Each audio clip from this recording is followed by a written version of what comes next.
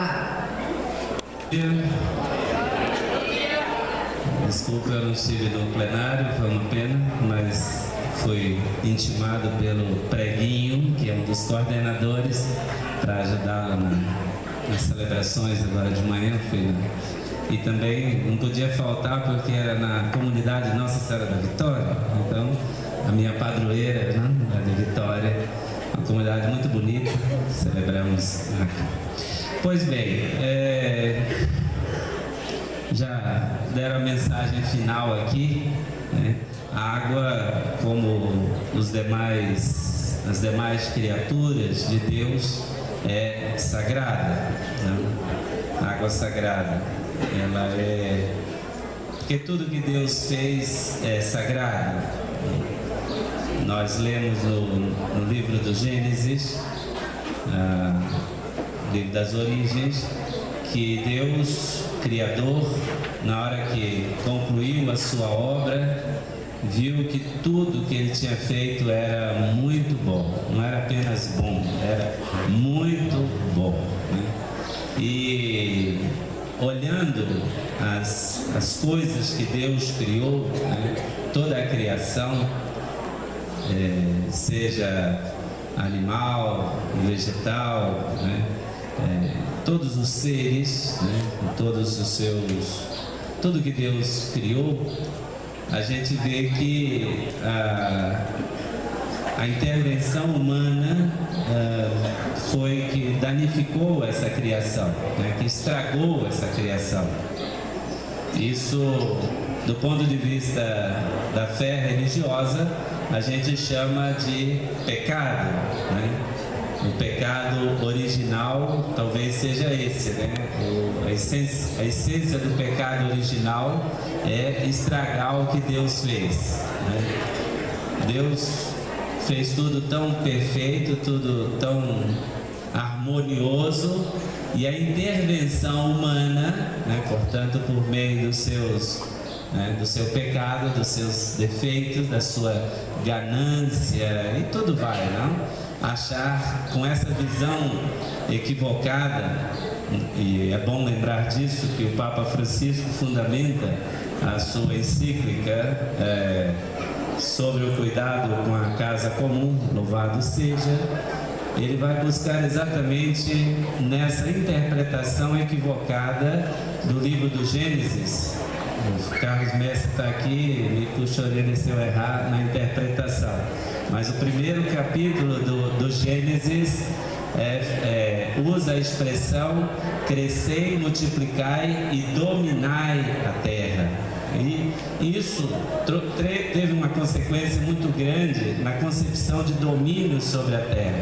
O ser humano achava que a terra foi feita para ele dominar, ou seja, no sentido negativo da expressão, dominar no sentido de explorar o máximo, né, que ela pudesse dar. E ele era o rei da terra, né?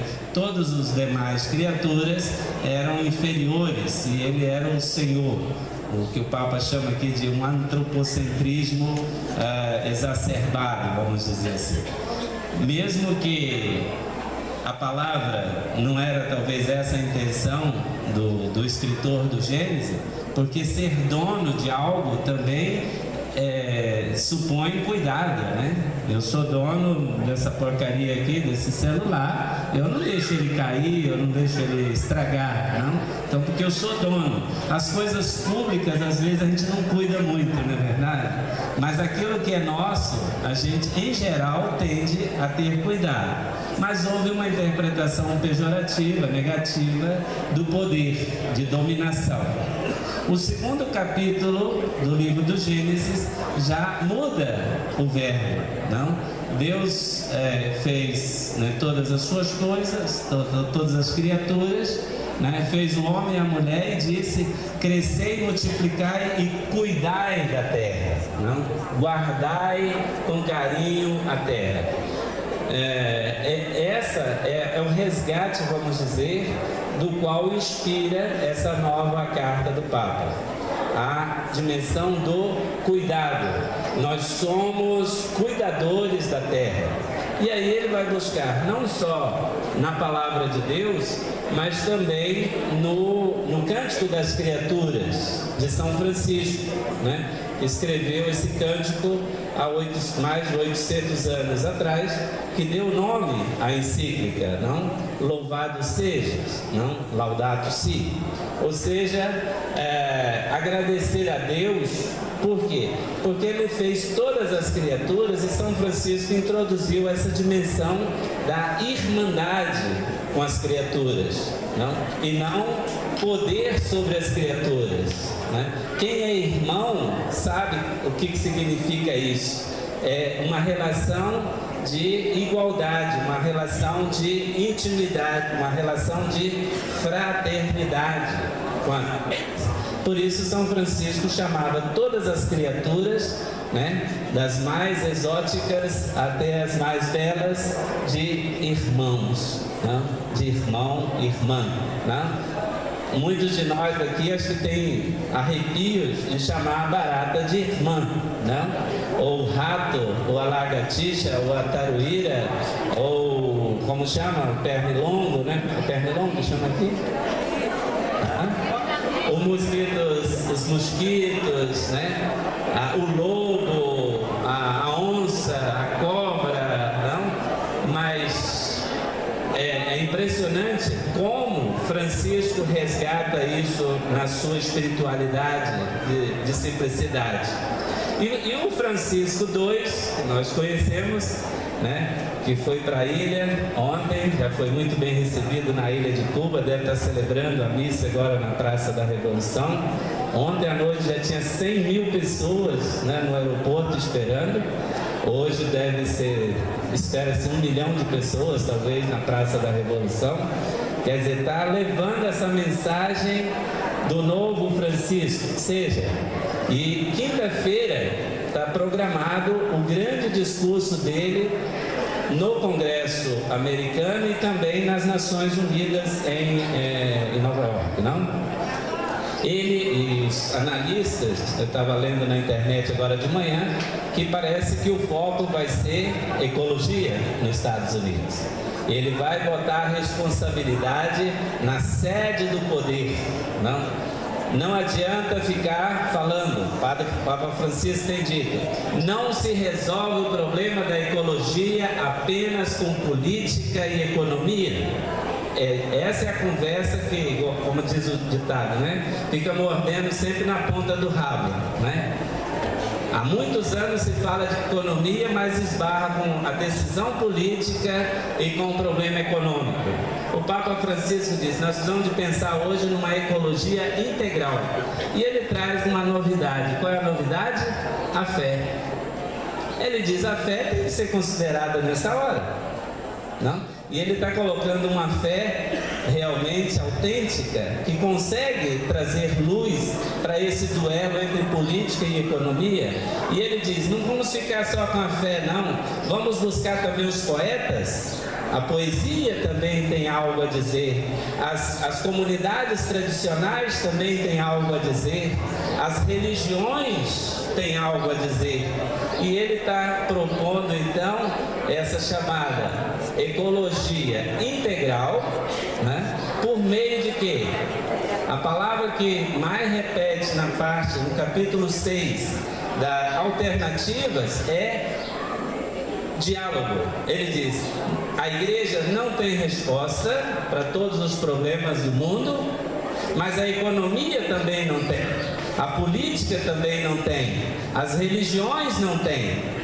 E nem os poetas têm, porque a gente não pode ficar também só na poesia.